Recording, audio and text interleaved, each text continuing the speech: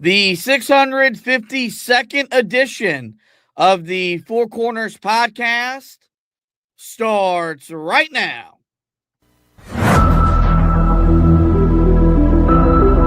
This is the Four Corners podcast. Elton ready on his second attempt. That one is no good. They battle for it. Loose ball. Recovered Marvin. He scores. 17 seconds left. And he was fouled. Here we go. Lawson with a runner. No. The rebound. Hansbrough at the gun. Got it.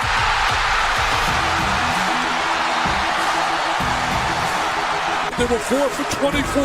Hansbrough on a switch on Paulus. A deep three. And Green rips down the rebound in traffic. 4-on-1. What a great job. What a terrific job in transition.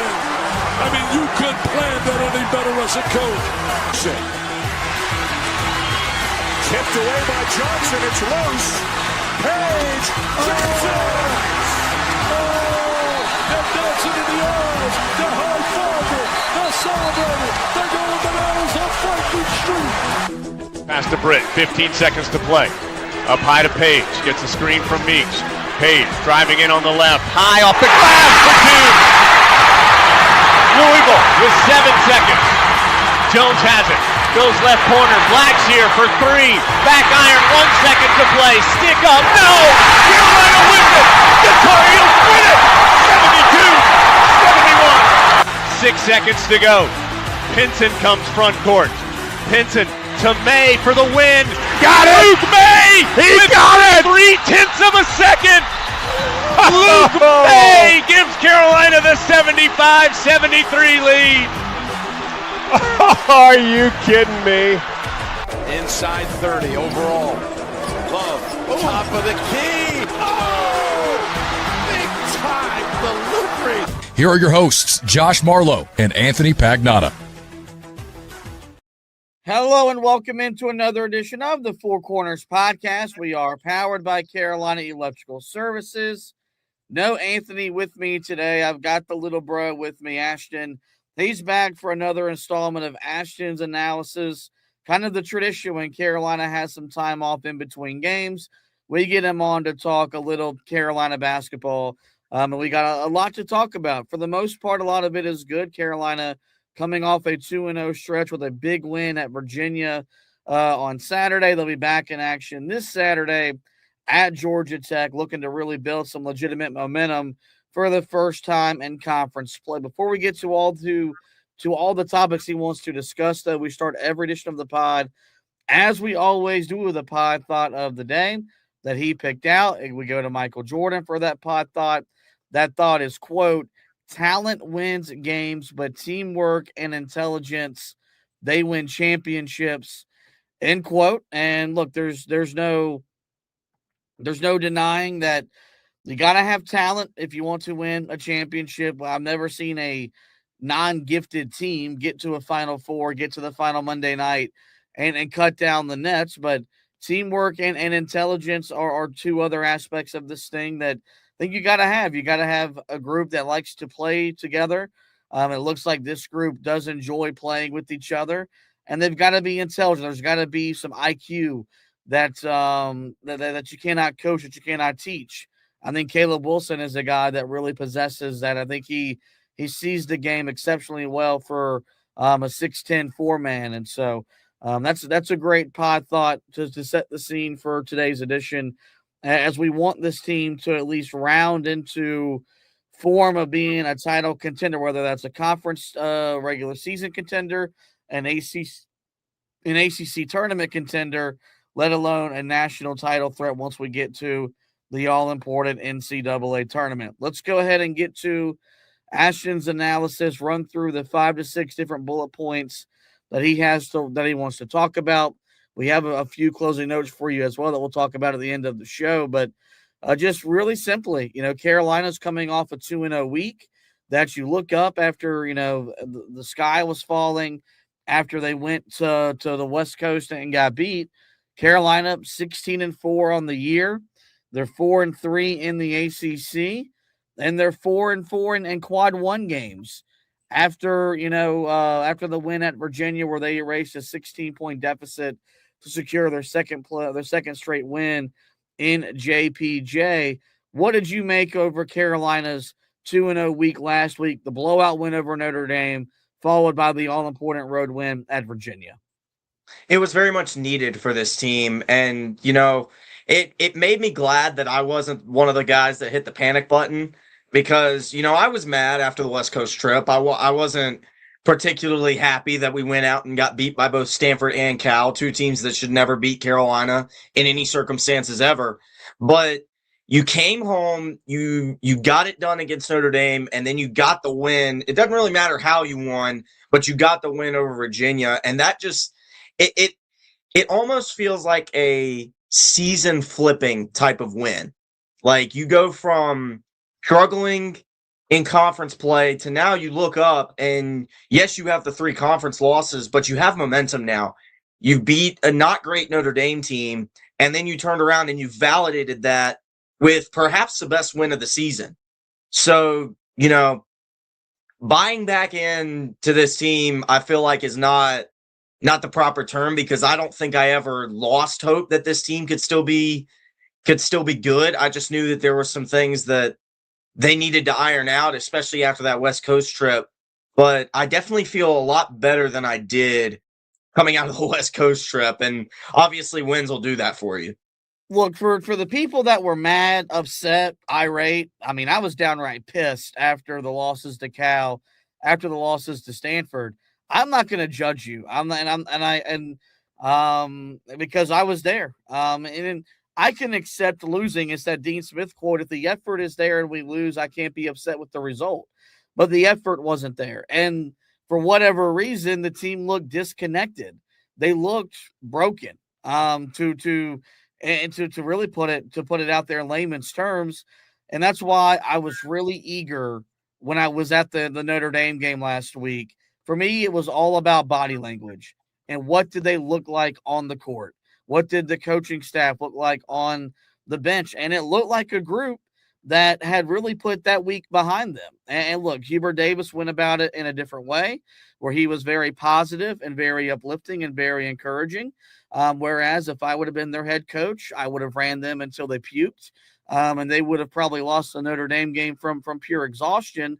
But it's why he's a head coach, and it's why I'm a podcast host. So I don't want to make Carolina fans feel bad for overreacting, because up until the second half against Virginia, because Notre Dame was god awful and they're without their best player, we have not looked apart in ACC play. That team that started 12-1, we haven't really seen that team since, and we need to see that team show up and show out. We do got to bring up one of your opinions, though, that, it's why I guess I give you the platform to express them, although I disagree with most of them. You said that you thought this was the second biggest road win of Hubert Davis's career, outside of the road win at Duke back during the national championship run in his first season. Want to remind you that they won at Duke 2 years later to clinch an outright ACC title that helped Hubert Davis become, ACC Coach of the Year, so on and so forth. Why do you think that last week's win at Virginia was the second biggest road win of Hubert Davis's coaching tenure?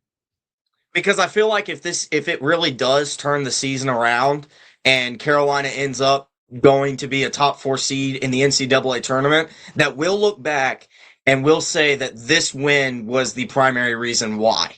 And here's why I say that. Look at the way that Carolina won that game. They struggled in the first half. Hubert Davis probably chewed them out in the locker room, and then they came out and they did what they did in the second half. I feel like they pretty much dominated that second half. And so I feel like compared to beating Duke, obviously you end Coach K, you send Coach K out with a loss. That's forever going to be the greatest. That might be the greatest regular season win in program history. I'm not gonna lie. And then winning an ACC title, in my opinion, like if yes, it was good, but this is a win for Hubert Davis that if Carolina goes on and does what we think they're capable of doing, we'll look back and say this win could have saved Hubert Davis's job. Because the way things were trending after the West Coast, you were already saying we needed to fire him. I was skeptical, but we had, the fire Hubert train was back on. And now I haven't seen that fire Hubert train at all.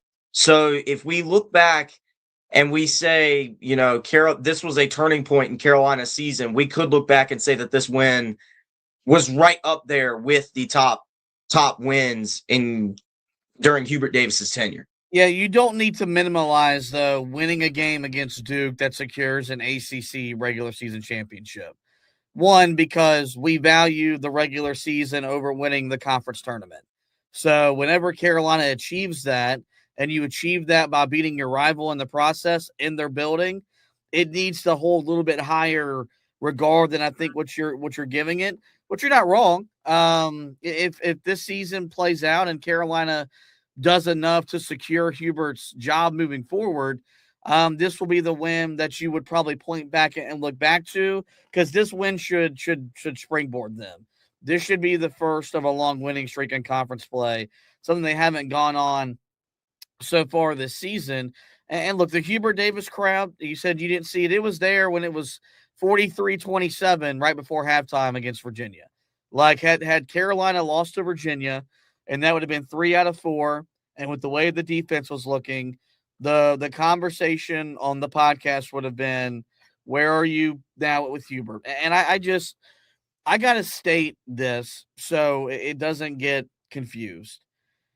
When I rant and I scream and I yell, that is the emotional fan in me that cannot cut it off.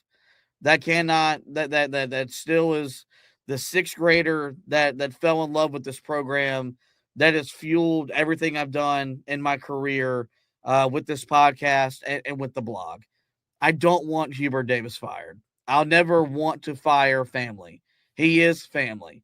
I'll never not root for family. The best option, the best scenario is he figures it out and coaches this program for the next 10 to 15 years.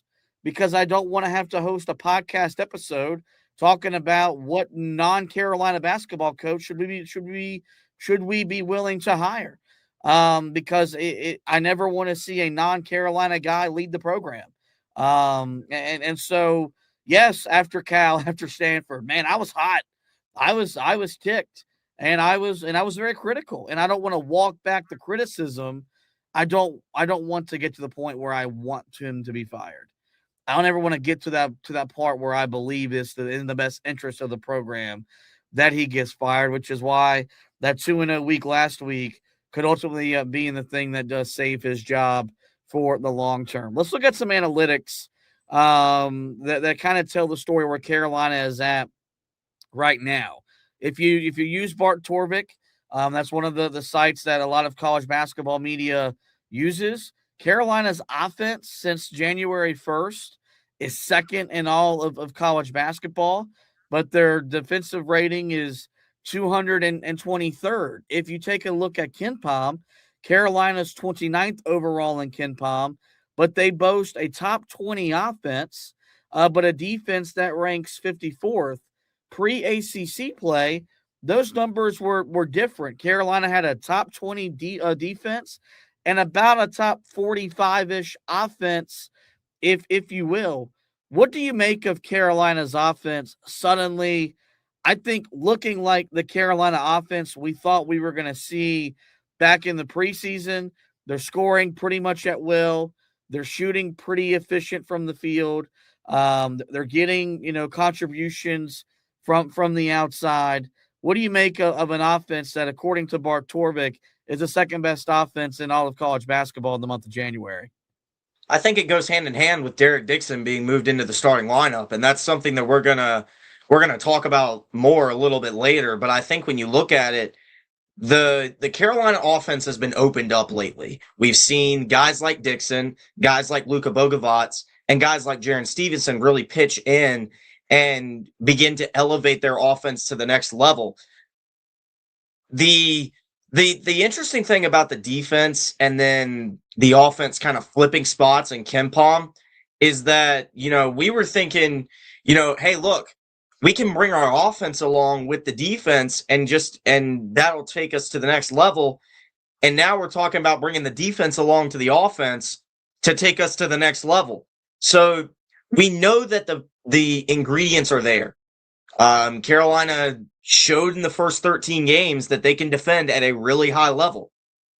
But now we're seeing the offense do their part, and the defense has started to slack off. So it's really interesting to me. I didn't know about that Torvik stat that Carolina was second in offense in January. That surprises me because while Carolina, it feels like Carolina's doing really well offensively, it hasn't felt like they've been, top tier in the country. But it's nice knowing that, hey, look, we have an offense that can run with the best of them in the country.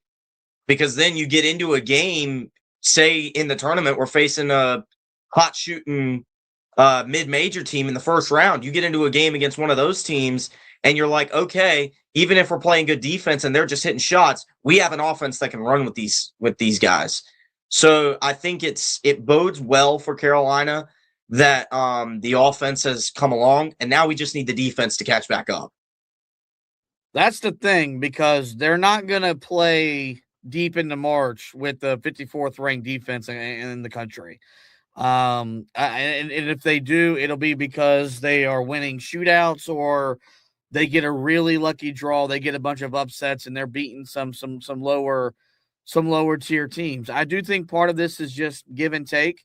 Derek Dixon, for as much as he's earned the right to be Carolina's point guard, man can't guard his lunch. He's a step slow on the perimeter. I don't think he's nowhere near as good in ball screen defense as Kyan Evans was. I thought that was part of the Evanson's game that kind of got underrated, but that's why I implore Hubert Davis to press and to trap and to do some other things to kind of hide some of the deficiencies. The offense this is what your offense should look like, with the talent like Caleb Wilson, with the complementary piece like Henry Vesar down low, and you're starting to, I think, make the type of perimeter shots you weren't making in November and December. And I wasn't freaking out when they were shooting poor percentages because I loved the shot generation. They were getting really good looks from the outside. They just weren't falling down. Now they're starting to fall down, and we said it all year long. This team makes 8+ threes a night. They're going to be really tough to beat with what you're going to get on the inside, because there's going to come a point in time where Wilson or Vesar just, impose their will in the paint and get just about whatever they want. Sometimes they do it collectively. And when they're both on and they're combining for 50 and 20, there aren't many front courts in all of college basketball that can handle that. And it's why it's a front court that's good enough to really propel Carolina top 4 in the ACC, high NCAA tournament seed come Selection Sunday, and advancing to at least the second weekend of the NCAA tournament. You mentioned the lineup change. 3 games in the starting lineup for Derek Dixon. 3 games he has scored in double figures. He's playing the best he has played since he balled out against Georgetown, and we all came away saying after that game, yeah, it's probably time for Hubert Davis to make a lineup switch.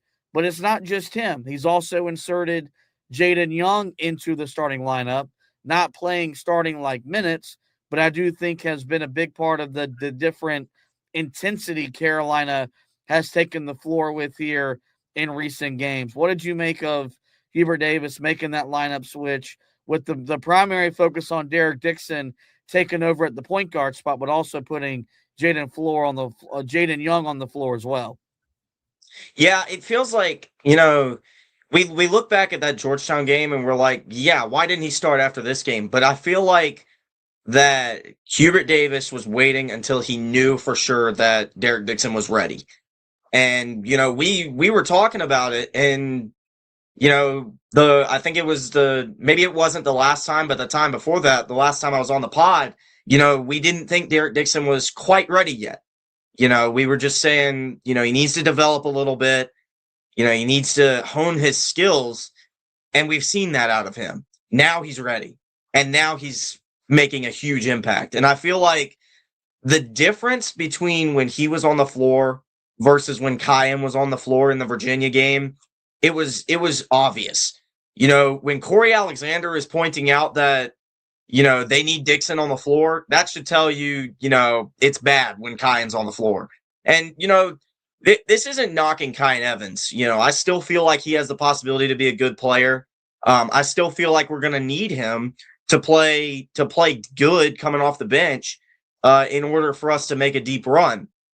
But he's not what we thought he was going to be coming in. And Derek Dixon has found a way to kind of give Carolina what they need. And that's production. That's 3-point shooting. That's good passing. He had 7 assists against Virginia, which I thought was his most impressive stat. And you watch Derek Dixon. There was a play where he caught an outlet from Jonathan Powell, and I think he actually had a couple of these. He had his eyes up, and he made full court passes. And I keep hearing Kendall Marshall comparisons. I never watched Kendall Marshall. I'm too young for that.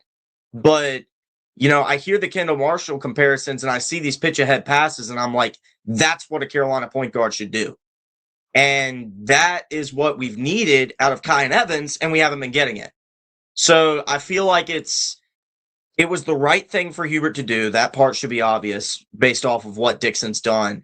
Now, can we see him go even further? And, I saw him in the Virginia game. You talk about vocal leadership of Caleb Wilson, but you can't understate the impact of having a vocal point guard.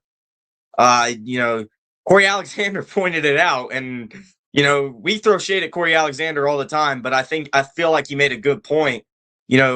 Virginia had been all over the glass, and Derek Dixon was the one telling his teammates, get in there and box out. And that's what your point guard should be. A vocal leader, a passer, and a shooter.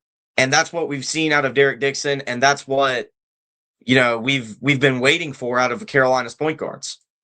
I think it's at this point in the year, with how late the switch was made, it's important to really stress that Derek Dixon's never going to fully grasp the Carolina system this year. So there's going to be some stuff that it's not going to be on his plate until next offseason, assuming that Carolina financially commits to him, and then he's your point guard going into next year. Two things. YouTube does exist. When you get done recording the podcast, go look up Kendall Marshall highlights and watch the pitch ahead passes. No one has ran the Carolina offense more beautifully in the Roy Williams era since, from the Roy Williams era to now, better than Kendall Marshall. They made the adjustment where they ran to the front of the rim. Joel Berry brought that up when I interviewed him earlier this week, which was a Carolina staple that you no longer see in college basketball because why? We run to the 3-point line. When Carolina found a weakness, they ran to the front of the rim. He makes those passes. Now you're getting transition twos as opposed to hoping to get transition threes. I love Dixon's toughness. He's got a moxie about him. He's got a poise about him. The moment I don't think is too big for him. And the more that he plays, the more he'll be empowered to be that extension of Hubert Davis on the floor, while Caleb Wilson might be the more vocal leader of the two. The Kyan Evans conversation is toxic. I'm a big reason why. One, because I praised the addition when Carolina brought him in. I thought he was going to be a sensational player. I thought he had all ACC written all over him. I thought he would put his name in the conversation with Braden Smith from Purdue, Acuff from Arkansas, some of the other Kingston Flemings of Houston being one of the best point guards in college basketball. He's not. He might become that maybe next year if he stays in the program, but he's not played to what Carolina financially committed to him. With that being said, I don't see a scenario where Carolina achieves ACC regular season championship, ACC top 4, ACC tournament title, second weekend of the tournament, Final Four, whatever that scenario you want to lay out, where he's not shooting 37% from 3 over the next handful of games.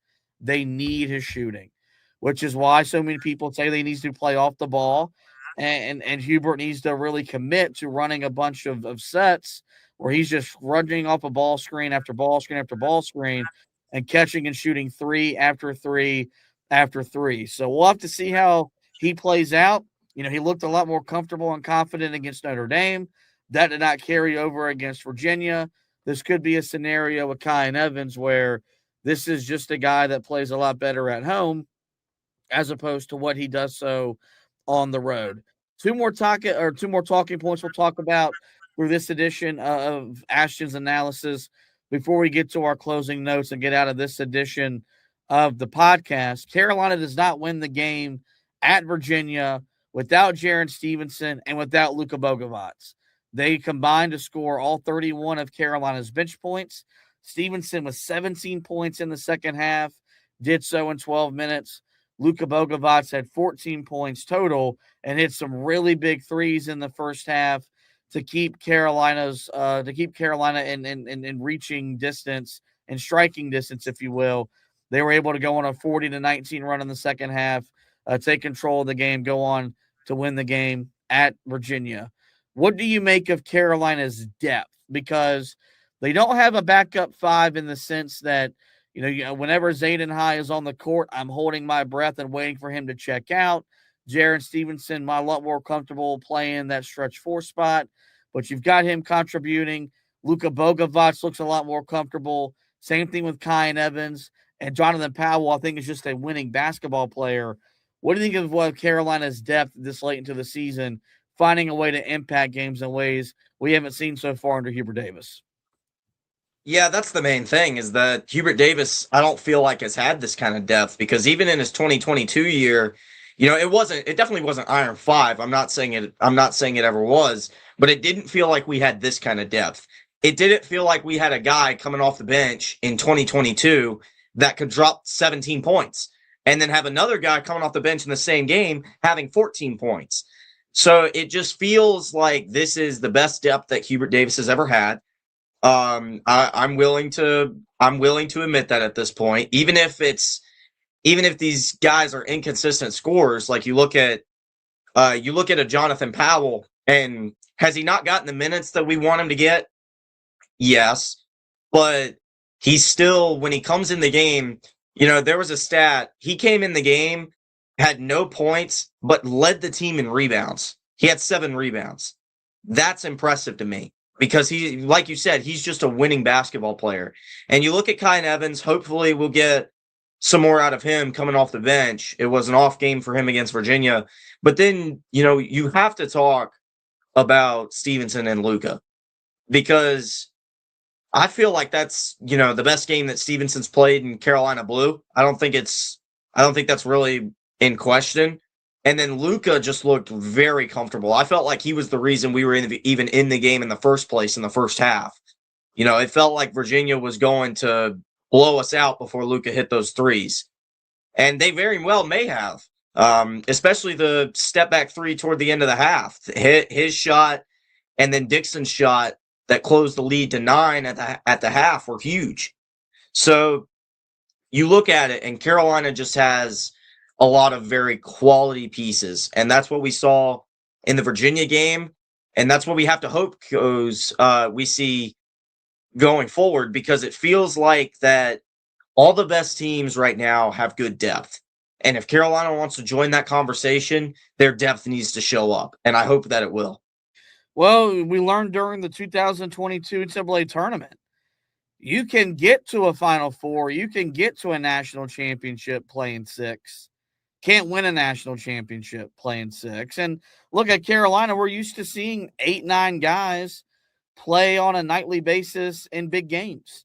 And with this roster that you compiled that cost roughly $14 million, we said all along that if Hubert Davis could not figure out a rotation, that would be an indictment on him and the coaching staff. Do I love the fact that it's January 27th? Absolutely not. You had a lot of non-conference play. Even I know Seth Trimble was injured, but you had a lot of time in the non-con to figure some of this stuff out. That didn't happen. That leads us to where we are right now. But these guys are showing, man. And I can't sing the praises of Jaron Stevenson enough. Like, he's the best example of what a winner looks like. His role has changed. He's been, a reserve, then a starter for an extended period of time. Back to the bench, back to the starting lineup, back to the bench. His efforts never waned. I've never questioned his commitment to winning and doing what Hubert Davis asked him to do. He's willing to sacrifice for others. And that's why it felt so good for him to have that moment against Virginia, because he played well at SMU. Didn't matter. Carolina got waxed. But he played well against Virginia, and was a big reason why Carolina won the game. And it was kind of neat seeing him get mobbed in the locker room. It wasn't Caleb Wilson who scored 20 points or whoever it was. It was Jaron Stevenson, a guy that grew up in the shadows of the program, now making big-time plays for Carolina on the road in a big ACC game. So I think with Luka, too, I think there's less pressure. I think, he just looks a lot more comfortable.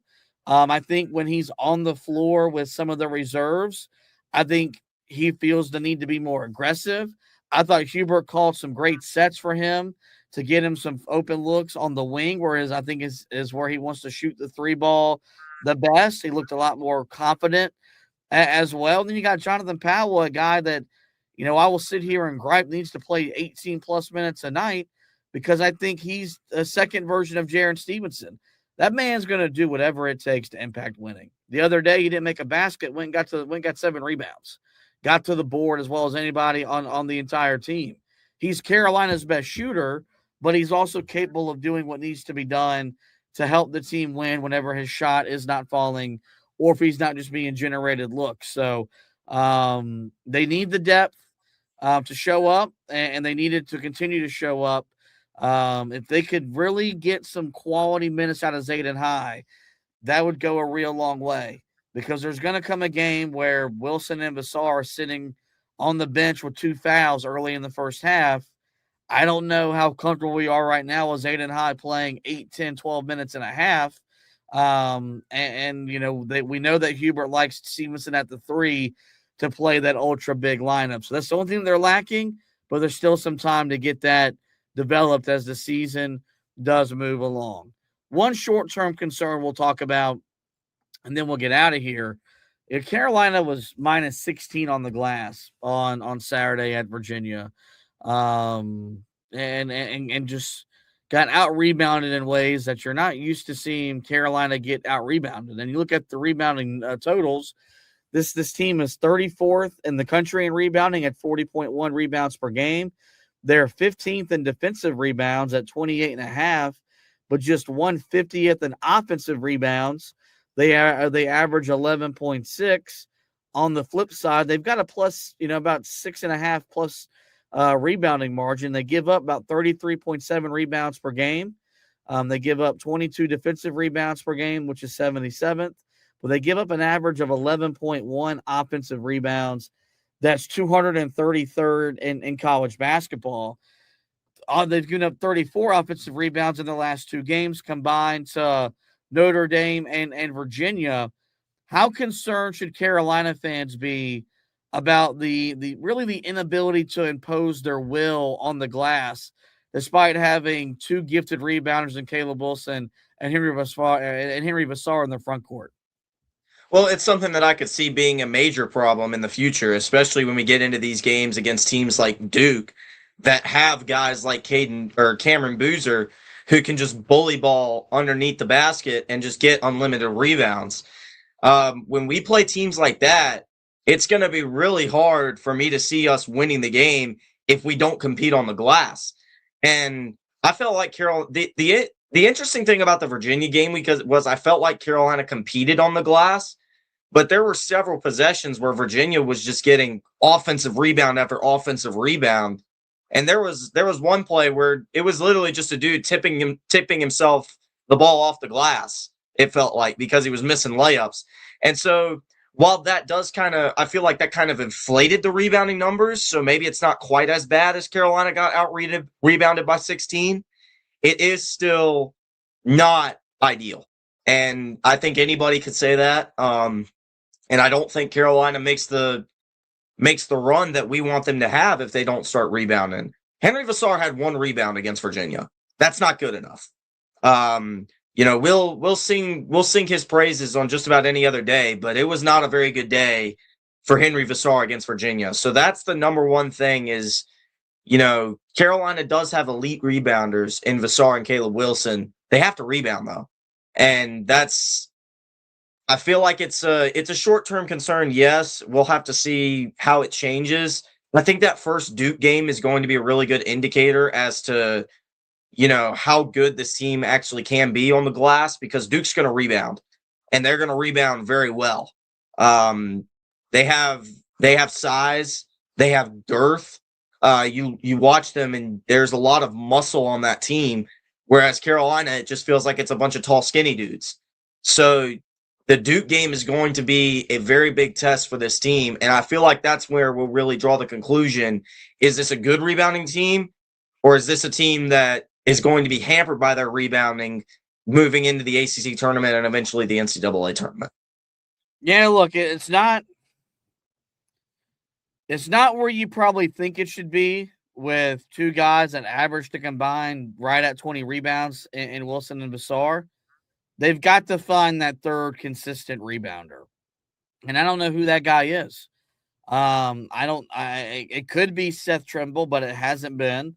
Jared Stevenson doesn't play enough consistent minutes for it to be that guy. I love Jonathan Powell giving me 7 boards at Virginia, but can you expect him to get that off the bench every single night? The answer is no. So they've got to find someone else. Excuse me. Because I don't know if these rebounding numbers suggest long-term success. I mean, part of it is I'm used to seeing Carolina pretty much top 5, top 10 nationally in rebounding totality and offensive rebounding. This hasn't been the case so far this year. And so they've got to find that third rebounder. You just can't give up the amount of offensive rebounds they give up at times as you face better competition. Like how they won on Saturday while giving up 16 offensive rebounds on the road blows my mind. It doesn't make any sense, but I think it does show you this team's fight, and that's something Hubert Davis talked about, where they quit giving up buckets after giving up offensive rebounds. But you had 2 possessions in that game, and 1 in each half, where Virginia got 4 shots because you just simply could not rebound the ball. A team like Duke that'll bury you. That'll end the game. You're not gonna be able to overcome that in Cameron like you were able to do that the other day, and in the JPJ. So I think the roster is constructed to be better at rebounding. I think it does come down to toughness and urgency, and hopefully this is something that Carolina can start to clean up.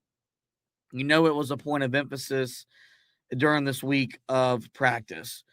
That's going to wrap it up for Ashton's analysis.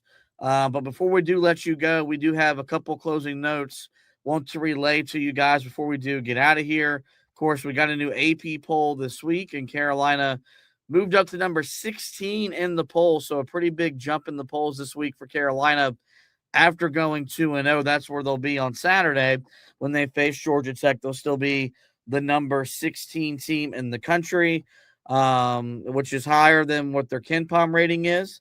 They're 29th right now in KenPom, and their net ranking right now is 23rd. So Carolina outpacing some of the metrics in the AP poll. 16th in the AP poll, 29th in KenPom, 16th in the net. Last thing we got to do is extend some thoughts and prayers to Mitch Mason. If you're on social media and you follow Carolina people, you've probably seen Mitch Mason's story. Longtime chaplain for Carolina football, just a Tar Heel through and through. And he's been battling a rare disease for quite some time now. And he did announce earlier this week on his Facebook, on his Twitter page, they have called hospice in, which means he knows that his time here is coming to an end. the good news is that's a God-fearing man that knows that, when he takes his final breath here, he'll be in a better place. And just want to extend thoughts and prayers to a man that has meant so much to Carolina. It's not just Carolina football. He's a Tar Heel and a great representation of what being a Tar Heel should represent.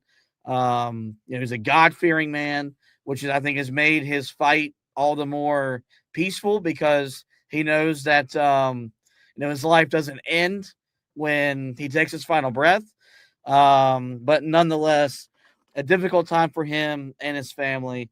And just wanted to say on behalf of myself, Ashtin, Anthony, all of us at the Four Corners podcast, the Heel Tough blog, we've got him in our thoughts and prayers. And what's going to be, a difficult time for him and his family here moving forward. With that is going to wrap up this edition of the podcast. In the meantime, guys, we will direct you guys to the website, HeelToughBlog.com. Full Carolina football, Tar Heel basketball coverage can be found there. Anthony and I pretty much divvying up the work as we see fit, but keeping you up to date on those two athletic programs. As for the podcast, you guys know where to find us. Every major podcasting platform, just search the Four Corners Podcast and will pop up. There, we do encourage you guys to rate, review, and subscribe.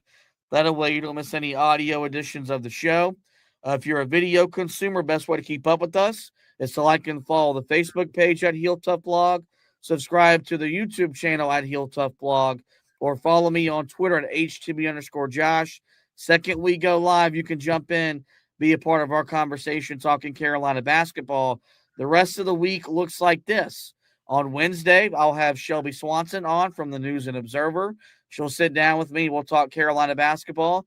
On Thursday, Anthony and I will look at the NCAA tournament projections. We're at that time of the year where bracketology is starting to heat up. Where do most of the brackets have Carolina projected at the end of January? We'll update you on that. Then on Friday, we'll have the Georgia Tech preview. So make sure whether you're audio or video listener, hit that subscribe button. Excuse me. That way you don't miss any editions of the show throughout the remainder of the season. But with that is going to wrap up this edition of the show. I do want to thank Ashton once again for hosting with me. We want to thank you guys for both watching and listening. And as always, go Tar Heels.